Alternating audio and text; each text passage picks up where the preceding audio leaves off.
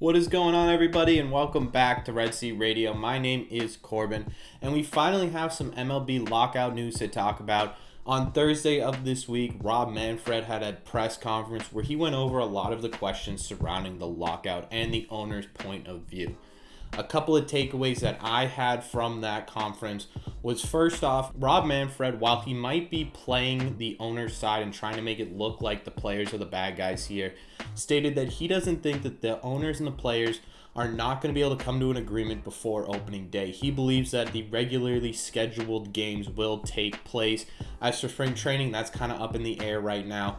The other key takeaway that I saw was that the owners and players are actually starting to agree on some specific terms, the big one being the universal DH. That's the one that's going to affect the Red Sox the most, as we have JD Martinez, who is in the last year of his contract and most likely not going to be picked up by the Red Sox again. He now becomes very valuable because all of the major league teams are going to be a trade piece for JD Martinez. JD Martinez can now go to all 32 teams as opposed to just the American League teams. But I already made a video on that, so if you want to check that out, I'll put that in the description, because today is Saturday, which means we are doing another installment of Fenway Futures. If you don't know what that is yet, it is a series on this channel where we go over one of the Red Sox top prospects and we talk about everything there is to talk about them. We talk about who they are, how they play, and what their road to the majors might look like, / what their impact will be once they get here. As always though, before we get into anything, do me a favor, make sure you've hit that subscribe button. Also make sure that you guys have hit that like button as well. Thank you all very much for clicking on this one. Let's get into it.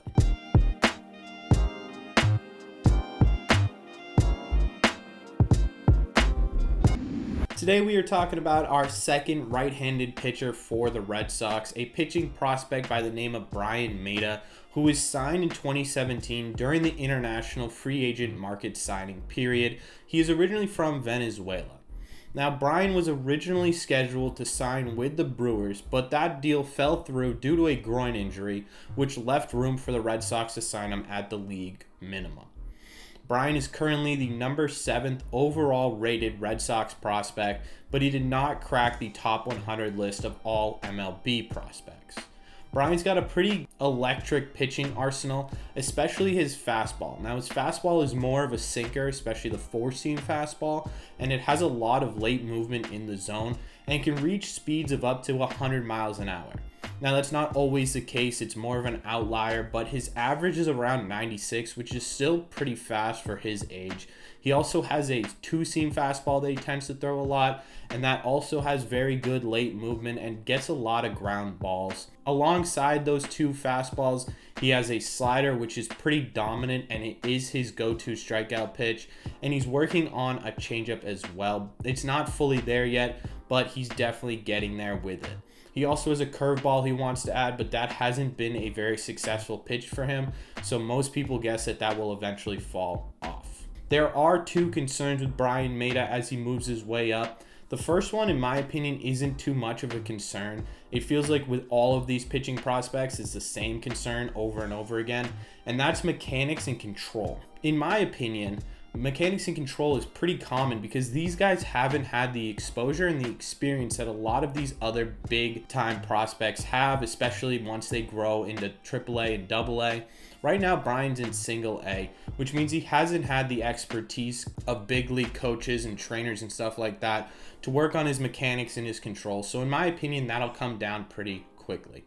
The other concern, however, is pretty prominent, and that is his injuries. Like I said, Bryan Mata lost his contract with the Brewers because of a groin injury, and in 2021 he missed the entirety of the season due to Tommy John. Injury-prone pitcher is a big concern, and it's probably the reason why he wasn't on that top 100 list. Now, his pitching scouting grades are below, and as you can see, it's essentially what I just said.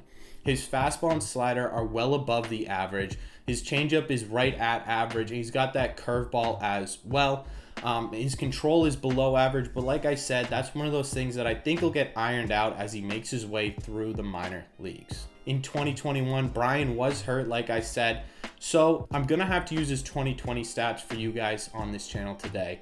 And in 2020, Bryan Mata had an ERA of 3.43, a WHIP of 128, 117 strikeouts, and an opponent average of 237 over 21 games. Bryan is expected to make his major league debut in late 2023. The question is, what will his impact and what will his position be when he breaks into the big leagues at that time? If Bryan Mata comes into 2022 super healthy and does really well and stays really healthy, I could see him in the rotation in 2024. I don't think he'll be in the rotation in 2023 personally, just because of how his injury affects him. But with that 4-pitch mix, it really does make him an ideal starter. My guess is a 4 or 5 spot guy. I understand we've got Hill and Paxton, but those guys aren't long-term pitchers. In my opinion, bringing up a young, homegrown pitcher is a much better option than playing Hill or James Paxton, because personally, I just think it's more rewarding, and it also means that there's higher potential ceilings. The other option for Bryan Mata is that he doesn't come back 100%.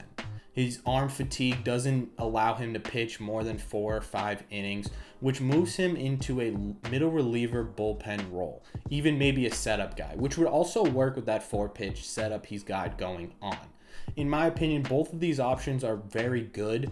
If we get a decent starting pitcher out of it, I'd be very happy. Again, I want those 2 guys that we signed over this season to only be a 1-year contract type player. And if he ends up as a bullpen guy, I'm not super mad about that either. We've talked about it a million times on this channel, and we'll probably talk about it a million more times. This bullpen needs help.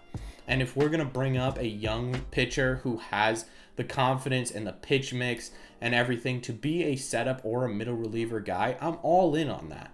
I don't care where he ends up as long as he's productive on the Red Sox, but that all depends on whether or not Bryan Mata can stay healthy for an extended period of time. As for his pitching mechanics, again, I'm not entirely concerned with that at all. I think once he comes back, and again, he's working with those professional coaches and trainers, that'll sort of iron itself out. Let me know in the comment section down below, what do you guys think of Bryan Mata? Do you think he ends up as a Red Sox pitcher? Do you think he ends up being a trade piece? Where do you see him in the future? Because there's a million ways prospects can go, and I love talking to you guys about them. As always, if you've made it to the end of this video, make sure you guys have hit that subscribe button. You clearly enjoy the content, and it would mean a whole lot to me. Also, make sure that you guys have hit that like button as well. Again, you made it to the end of this video, and during a lockout, every like on each video means a ton. Thank you all very much for watching this video, and I will see you in the next one.